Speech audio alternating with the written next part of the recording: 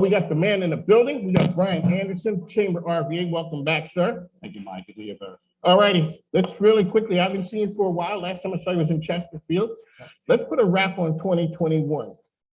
What did it look like? And now we're back into 2022. See, that's how it is. You know, people walk by the window. I see the chairman. I'd say, hey, you got to show some love. That's right. That is so, okay. So put a wrap on 2021. How did we end up, and where we go in 2022? You know, the quickest way to say it, Mike, is it was a terrible year in the sense we had a second year of the pandemic. But there were a lot of things. You know, the world didn't end. You know, business was able to still do business in many respects. We had school, although not ideal, with kids having to be remote. So I guess I'd say those that had the ability to work remote, companies that could get their business done in a weird environment still did well. Construction's off the charts, home improvements off the charts. So there were a lot of positives, but unfortunately what we also saw is going all the way to 21 and into 2020 and 21, those that were most affected by things were even more so affected in COVID. So we had a sort of a tale of two cities. Many did, there was no change other than your lifestyle. You had to wear a mask, or you had to not go out as much, but your paycheck came in. Conduct your business, okay. And there were others who were marginalized, everything from the hospitality industry, which was devastated, to again, those that may have had health issues that even wearing a mask and social distancing didn't allow them to go to work. So they were disproportionately affected negatively. So my hope is that coming out of 21, we were able to kind of get back to everybody who can getting into the economy, while we also say, you know what, we knew this group of people, whatever you want to call it, they were underemployed, non-skilled, they didn't have a credential. How do we help those people get back into the economy faster so they're not going through a whole nother year, 2022, not with the income they need and not able to take care of their families? So it's sort of a tale of two cities. On the mic with Mike, Brian Anderson, ChamberRVA he is here with us, talking all things that are happening. Chamber has some new initiatives going on. Tell us about what's happening over there with you guys. We're maintaining our work we started in 2020 around diversity, equity, inclusion. It's a big topic. It's a big body of work. Our focus is how do we help medium and small companies who don't have a diversity officer able to help be a more inclusive work environment. That's one. Within that scope is also some work around business to business, helping Black and brown business owners get more business and be more successful because they've not been able to scale as many other companies are. Okay. Secondly, is a lot of work and conversation around workforce. How do we help solve some of these gaps we got? We don't have enough electricians. We don't have enough nurses. We don't have enough truck drivers. What are we going to do to create a faster pipeline to fill in those jobs? They're good paying jobs, and yet we have them openings. Every company out there's got openings. It's the first time in my working career that I've seen everybody needing somebody. Everyone. There's right now, every company you walk in would say, if you fit their job description, they'll hire you on the spot.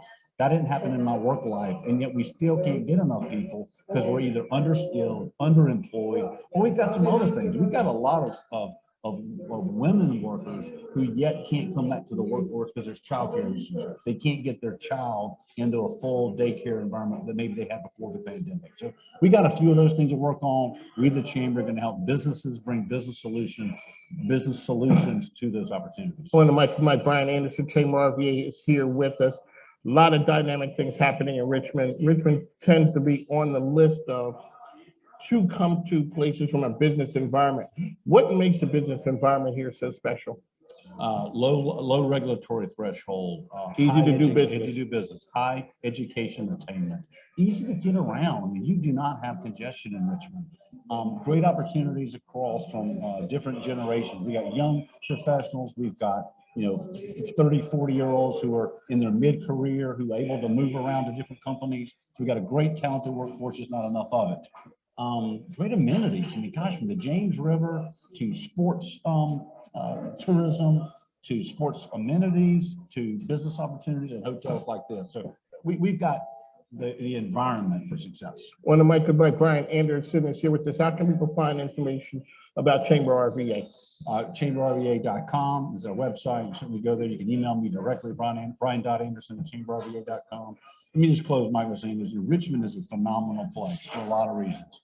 We haven't told enough people, so we're still kind of an unknown product to a lot of people. We're going to be getting that message out over the next year, working with our chamber team, working with Jennifer over at the Greater Richmond Partnership, and working with Jack's team over at the Richmond Regional Tourism. We're going to tell the Richmond story that this is a great place to be, whether you're visiting, whether you're moving to go to work, or whether you're a company looking to relocate or expand. Come see us. One of the things, we had Jennifer here a couple of weeks ago, and she said every time you mention it, they're mentioning Richmond, Virginia.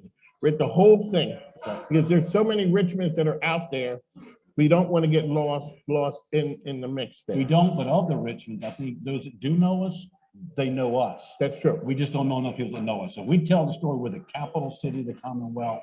We're the new South, not the old South. We got plenty of opportunity. We want everybody to succeed. That story sells every day of the week. Brian Anderson. So I'd like to thank you for rocking with me when we started down in Chester. You came down to Chester. Absolutely, my friend. We started talking about, we're just going into the pandemic. How does the chamber change from where we were when we met down in Chester 2-3 years ago to where we are right now? Well, during the pandemic, we had to do things we normally do in person, we did them virtually, but we still brought content. We still convened leaders around problems. We still were convening leaders around opportunities. Now, so the problems didn't change. We still got a workforce issue. We got an equity issue. We've got a lack of a brand issue, meaning people west of Mississippi don't know Richmond, Virginia. That's got to tell that story. So really that work never changed. We just had to do it in a different environment, while we also tried to help businesses deal with and cope with the pandemic. We brought small business solutions. We brought an ability for people to open safely and responsibly. So we changed to meet the environment, but the work didn't change. It's about advocacy, it's about economic development, placemaking, and it's about workforce development. One of my Brian Anderson, I'd like to thank you, sir, for always coming through. I know you're a busy man. I appreciate the time you offer.